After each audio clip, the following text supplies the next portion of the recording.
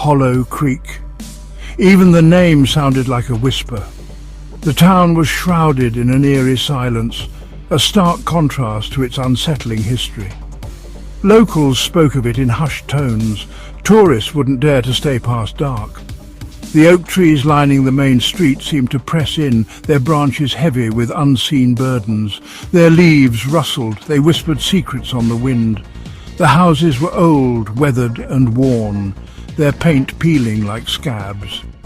Each one held dark stories that the townsfolk were reluctant to share. The air itself felt heavy, with unspoken truths and the weight of countless forgotten tragedies. The sun struggled to penetrate the perpetual gloom that hung over Hollow Creek, casting long and distorted shadows. Alex was a man of logic. He scoffed at ghost stories, dismissing them as mere folklore. He prided himself on his rationality. Yet there was something about Hollow Creek that drew him in. He arrived on a dreary afternoon. The sky was the colour of ash, mirroring the town's sombre mood. He felt a chill. It wasn't just the weather. A shiver ran down his spine, sending goosebumps erupting on his arms. He shook it off, telling himself it was the wind. He rented a room at the only inn in town. The innkeeper, a woman with eyes that seemed to hold ancient secrets, gave him a wary look. "You hear about the house?" she asked, her voice barely a raspy whisper. Alex raised an eyebrow. "House? What house?" he asked, feigning disinterest. The woman just shook her head slowly. "Best stay away from there," she muttered. "Some things are best left undisturbed." Alex scoffed, determined to prove that fear was nothing but a trick of the mind, even if it meant facing his own growing unease. The house stood at the edge of town. It was isolated, shrouded in a perpetual twilight by the gnarled branches of ancient oaks. It was a testament to decay, its once grand facade now crumbling. The windows were like vacant eyes, staring out blindly, their glass long gone.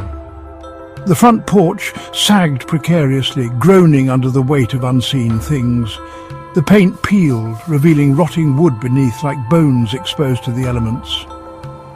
Alex stood before it, feeling a strange pull, a mixture of fear and morbid curiosity.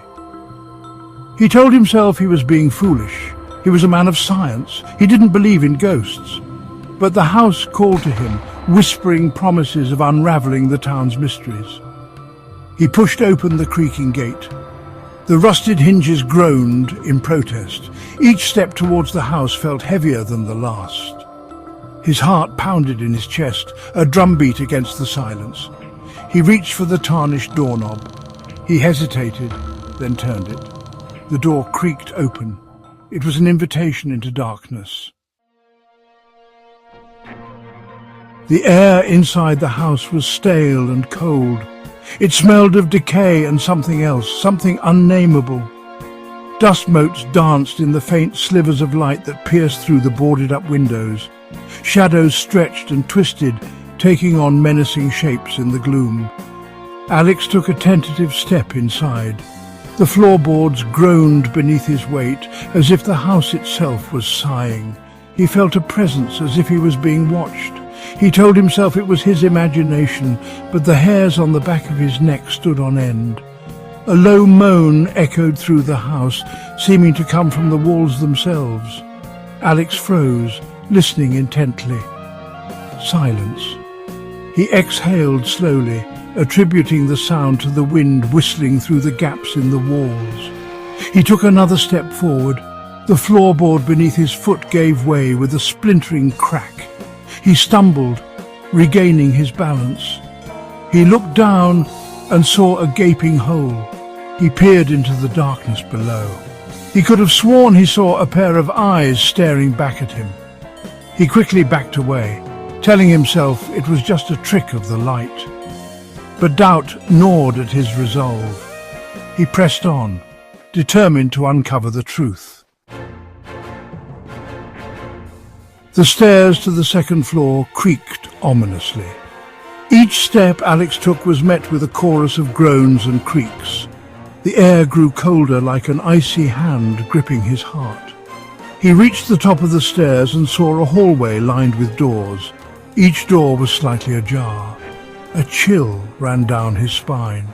He couldn't shake the feeling that he was being watched.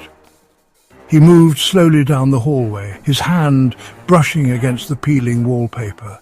It felt cold and damp, like the touch of death. He stopped in front of the last door on the right. It was the only door that was closed. He could hear a faint scratching sound coming from within. He slowly reached for the doorknob.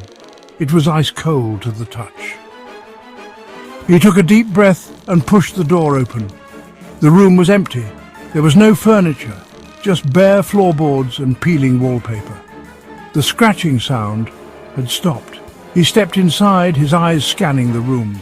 Suddenly, a dark figure shot out from behind the door. Alex gasped and stumbled backward. The figure lunged at him, its cold, ethereal fingers reaching for his throat.